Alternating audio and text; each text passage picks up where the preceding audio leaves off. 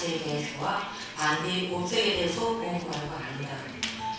반대의 서술 고발은 우선 그 가치가 무시무시한 독재의 현실을 딛고섰다는데 그 가치가 대단하다고 생각하며 또 인류 역사에 없는 전대미문이 북한 인권 실선에 대해서 미하규칙이 없이 구현한다는데 그 가치가 오라고 생각합니다.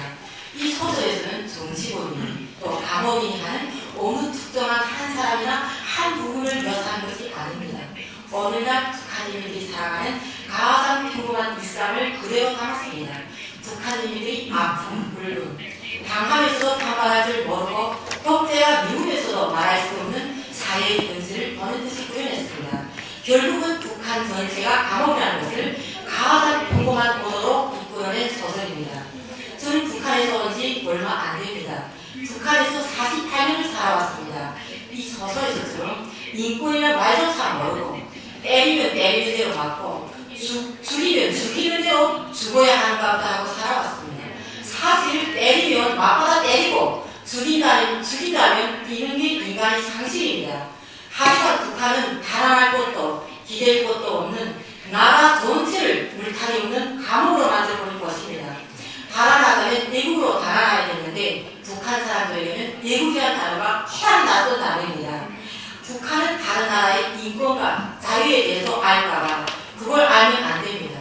때문에 외국과 병리시켜놓고 다른 나라 영화나 소설 한 장이 다른 나라의 브리토처럼 못 보게 하는 나라입니다.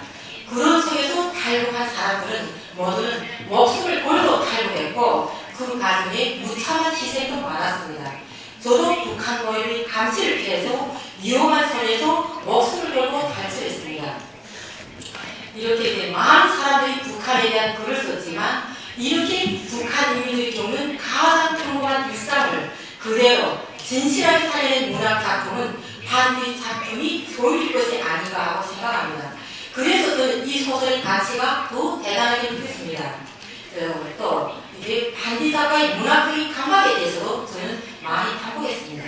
저도 소설을 쓰면서 평원처럼 이 소설을 반복을 읽고 또 읽어보고 하는데 문학적 감각이 대단히 탁월하다고 봤습니다.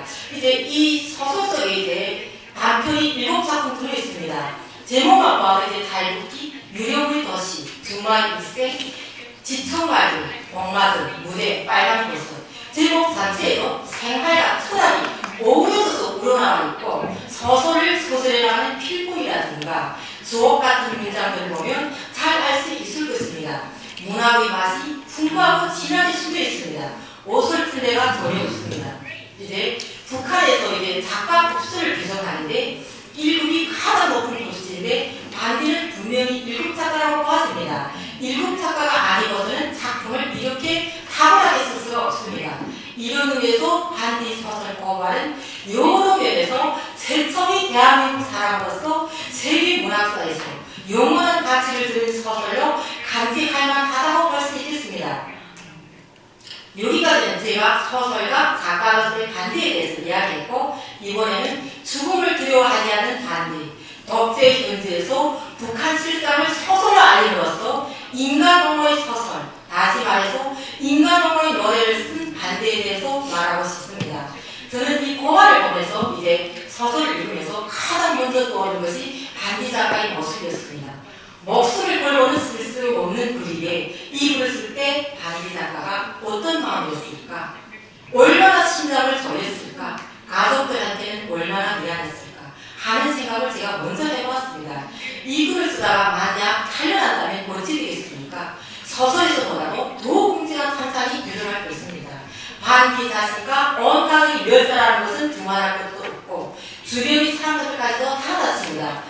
여러분들도 다 잘 아시겠지만 김정은이 자기 고모부인 장선택 한 사람을 채용하는데 2만 명이라는 많은 사람들이 수청당했습니다. 반디 작가라고 다를 바가 없습니다. 북한은 이제 새벽부터 자는 한밤중까지도 철저히 감시받으며 사는 사회입니다. 어느 집에서 누가 하루를 어떻게 보냈는지 이런 것이 매일 보이게 보고되는 사회입니다. 한 사람이 하루라도 보이지 않는다면 왜 보이지 않는지 또 집에 있는 사람들이 뭘 하고 있는지 또 그 집에서 뭘 먹고 사는지 누구와 누구 가까운지 그들이 둘이 모여서 무슨 얘기를 하고 있는지 숨길 수가 없을 정도로 동향을 장악하고 있습니다. 저도 북한에서 살 때 하나도 편한 날이 없었습니다. 북한은 이제 감시하는 제목도 맞습니다.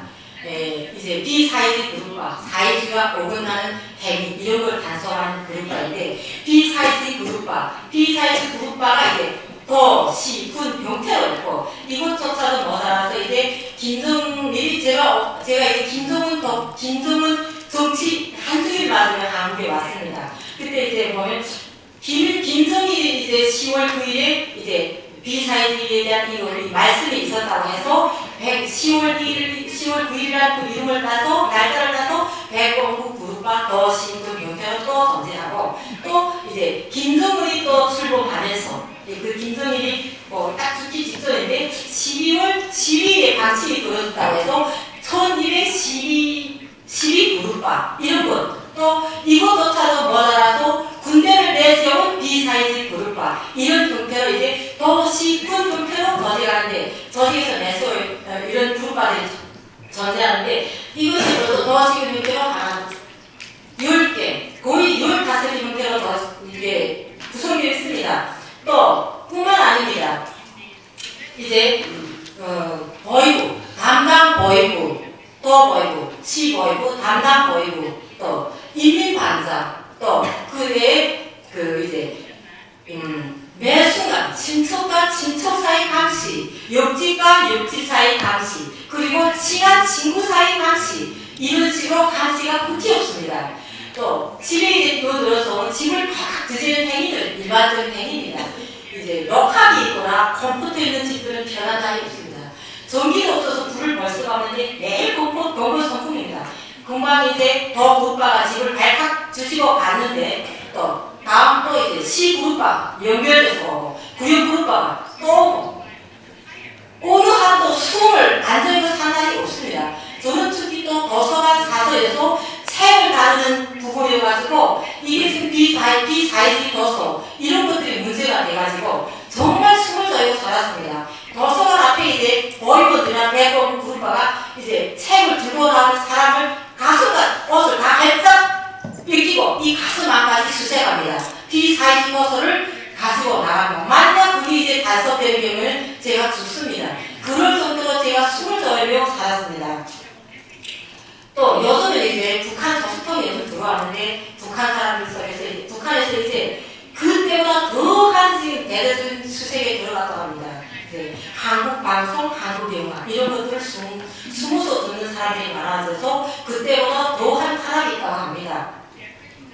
그런 속에서 반대가 저울을 썼다는 것은 너무 상상하기 힘든 것입니다.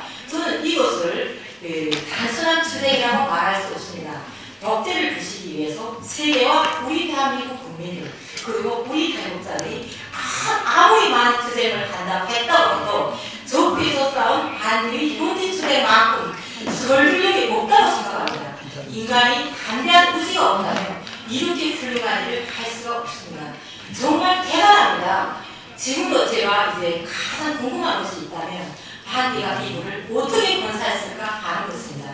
한국 같으면 컴퓨터를 쓰고 메모를 차례 손가락만 메모로 저장해서 건사하면 간단할 것인데 북한처럼 펜으로 볼펜으로 써야 하는데 그 많은 원고 뭉치를 어떻게 건사했을까요?